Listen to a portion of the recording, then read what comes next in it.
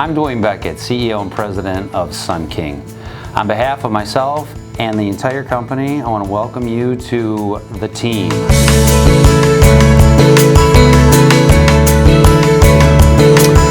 Let me give you a little background about how Sun King started. You're joining a company that's now 17 years old. So back in 2000 approximately, I started this company primarily for the resale of usable products.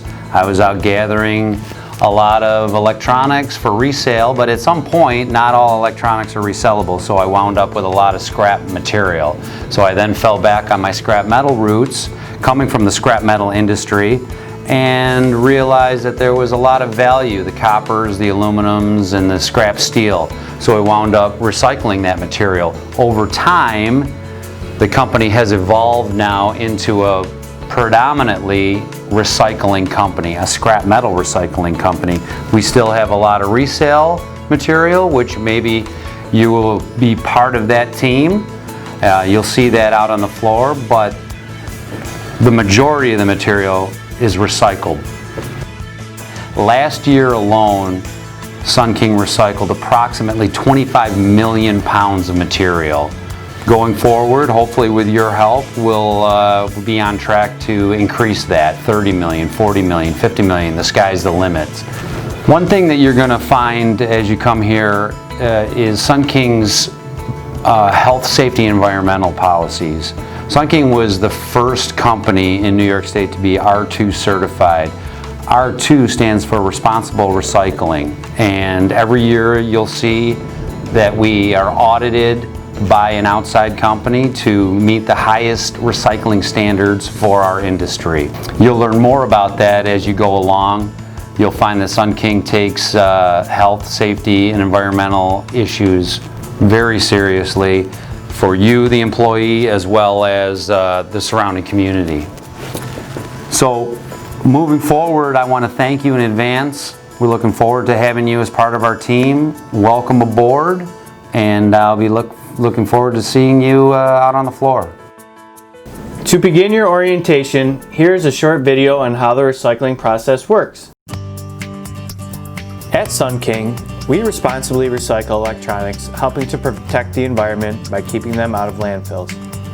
We do so in a manner that prioritizes worker health and safety. Here is how the recycling process works.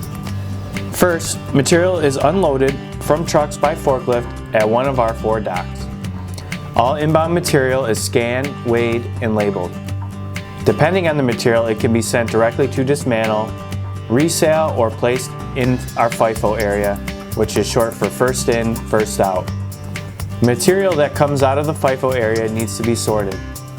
It is brought to the sort area where items are separated further into categories such as resale, dismantle, hard drives, and various other commodities.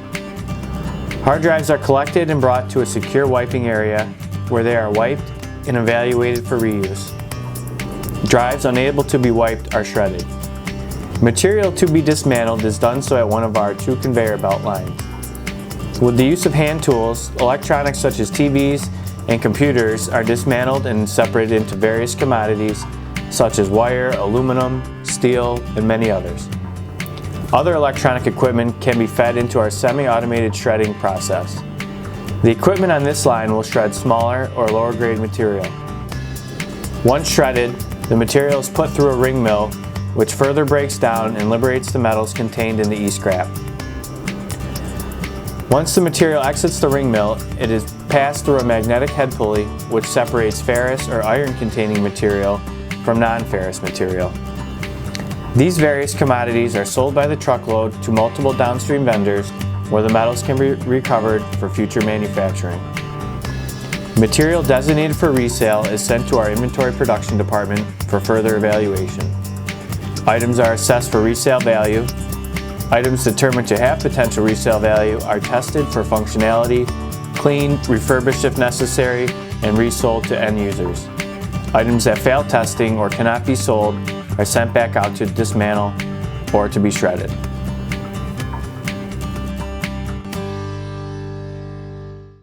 Now that you have an overview of how the recycling process works, let's introduce you to the leadership team at Sun King, who are now being shown on the screen. You already heard from our CEO and President, Dwayne Beckett, in the welcome video. You'll be able to recognize other supervisors and managers around the warehouse by their yellow vests. Everyone else wears an orange vest. If you ever have any questions or concerns, please feel free to reach out to someone in a yellow vest. At Sun King, work begins at 8 a.m. You need to be clocked in and ready for work before 8 a.m. No exceptions. A bell will ring to signal that it's time to start working. Another bell will ring at 10 a.m. to signal your first 15-minute break. You may head to the break room, bathroom, or smoking area. The bell will ring at 10:15 to signal the end of the break. Lunch is from 12 to 12:30. The bell will ring to signal the beginning and end of the lunch period. Your second 15-minute break is from 2:30 to 2:45. Again, you will hear the bell ring to signal break time. Please utilize break time for bathroom breaks. We have staff meetings every Monday at 8 a.m. You must always be on time and clock in and out with the time clock. If you don't use the time clock, we won't be able to pay you. You must be clocked in before it's time to start working and on the line ready to start your shift when the bell signals work time has started. If you do not do this, it will be considered a tardiness occurrence. Temporary employees must work full days. Leaving early and missing days will risk your employment status during your temporary assignment period here. If you must leave, you have to see your supervisor and pass through a metal detector. No time off will be granted in the first 30 days of employment here. Please schedule anything you need to take care of after working hours or on the weekend. Failure to do so will result in termination. Once your first 30 days here have been completed, if you need to miss a half or full day, please talk with your supervisor or manager at least 2 weeks in advance. If you are going to be late or absent, you must call 585-391-1000. Failure to do so could lead to termination. The first tardiness will be a warning. The second will be termination. If you would like to smoke during your break or lunch, there is an area you can go to outside the back of the warehouse to do so. You may never smoke in front of the facility. It is strictly prohibited. There are propane tanks stored outside as well as customers coming in and out.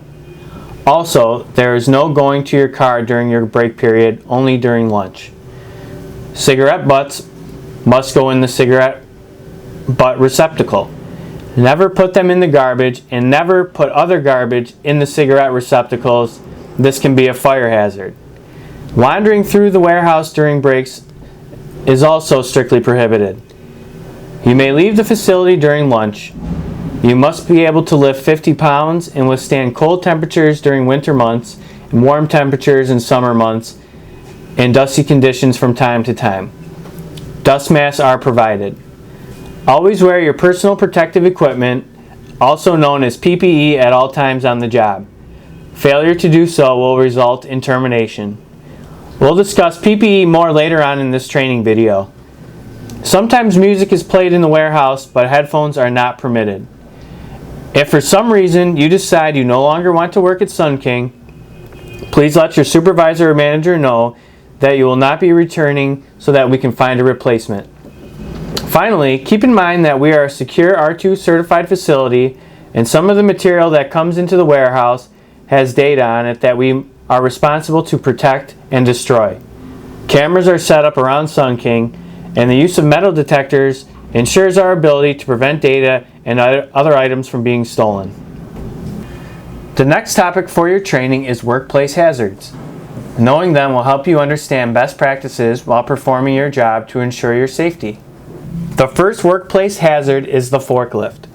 There are multiple forklifts being driven around the warehouse throughout your entire shift. Running into them will certainly result in an injury. The forklifts have the right of way, so you must stay out of their way. Step to the side and try to make eye contact with the driver before continuing on your path. The forklift driver should always be honking their horns while backing up or coming around corners. Pay attention to the horns.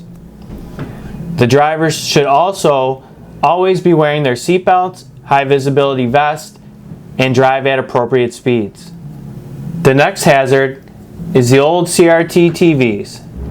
They are made with leaded glass, so special care must be given. The presence of lead means that the glass needs to be handled with care and managed according to state laws and Sun King procedures. Intentionally breaking the glass is not part of the dismantling or recycling process. However, unintentional breakage may occur. The glass can never ever be thrown out in the trash because over time the lead can leach out into groundwater. Also, the broken glass is extremely sharp and should be respected at all times. You will be issued PPE to wear whenever you are dismantling or handling CRT TVs. These gloves and sleeves help prevent cuts but are not cut proof. You must also clean up any breakage immediately and place in the appropriately lined and labeled Gaylord box. To prevent lead contamination, you must wash your hands before break, lunch, or going home.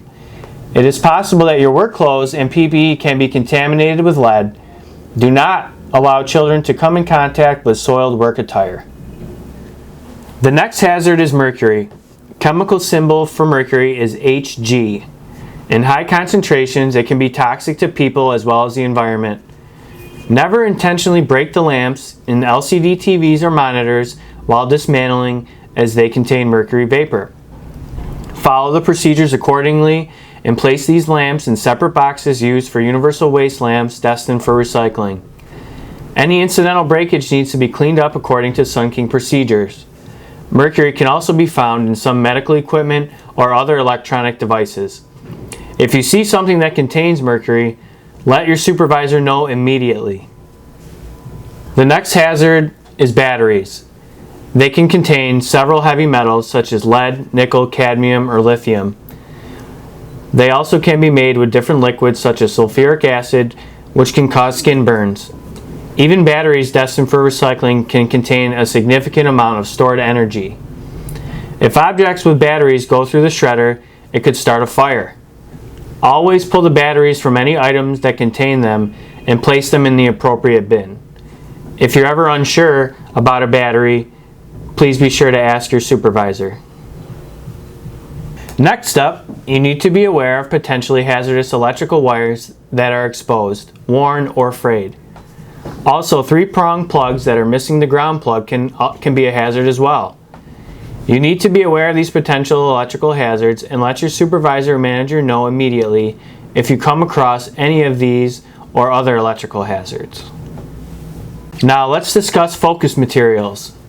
Focus materials are materials that are potentially hazardous to workers as well as the environment. Many of the focus materials are the same as the workplace hazards that have already been mentioned, including CRT glass, mercury, and batteries. Other focus materials that we need to carefully manage are circuit boards, PCBs, and printer cartridges. Circuit boards can contain lead solder and have similar environmental impacts as CRT glass. PCBs, or polychlorinated biphenyls, can be found in cooling fluids, light ballasts, capacitors, and older types of computer equipment and TVs. PCBs were outlawed in 1980, but because we recycle obsolete equipment, they can make their way into the facility. Printer cartridges, which contain ink and toner, must be removed from equipment and directed toward reuse and recycling. For our R2 and RIO certifications, it is important to understand what the focus materials are and how to manage them. We now bring the discussion back to PPE. Earlier, it was mentioned that PPE stands for Personal Protective Equipment. You will hear the term PPE used a lot around Sun King because it is very important that PPE is worn at all times in the warehouse. It ensures a safe work environment for every person in the warehouse and helps everyone to be able to go home safe and sound each day. Let your supervisor or manager know when your PPE needs replacing. Please be sure to take care of and not misplace your Sun King issued PPE. Heavy lifting is another thing that needs to be done safely to avoid serious injuries. Always lift with your legs, keep the object you are lifting as close to your body as possible, and keep your back straight. Your feet should be in line together as well. You should ask other workers for help with large or heavy items that you should not carry yourself. Team lifting is a must. If you would like to learn more lifting techniques, please ask your supervisor. The next topic of training is how to safely deal with chemical spills. If something such as water, oil, hydraulic fluid, battery acid, or mercury is spilled, tell a supervisor right away and section off the area. There is a spill cabinet that is located outside of the break room that contains multiple different types of spill kits. You must stop, contain, and clean up the substance if the spilled substance and its hazardous properties have been identified, or the spill is small and easily contained, and if the responder is aware of the chemical's hazardous properties. If you are not able to identify what the spilled material is, contact your supervisor immediately. If you have not had the proper training to clean up a particular substance, do not wing it, get assistance. Lastly, the fire evacuation procedure is important for knowing what to do in the event of a fire or another emergency such as a power outage. To signal that an evacuation event has started, an air horn will be blown repeatedly. It is loud and distinct. You should calmly and quickly head to the nearest exit and go to the front of the building in the parking lot and await instructions and a head count until it is safe to return and a signal is given for re-entry. We've come to the end of your training orientation video. There will be packets of information regarding the policies that are now listed on the screen. If you have any questions, ask your supervisor, and once again, welcome to the team.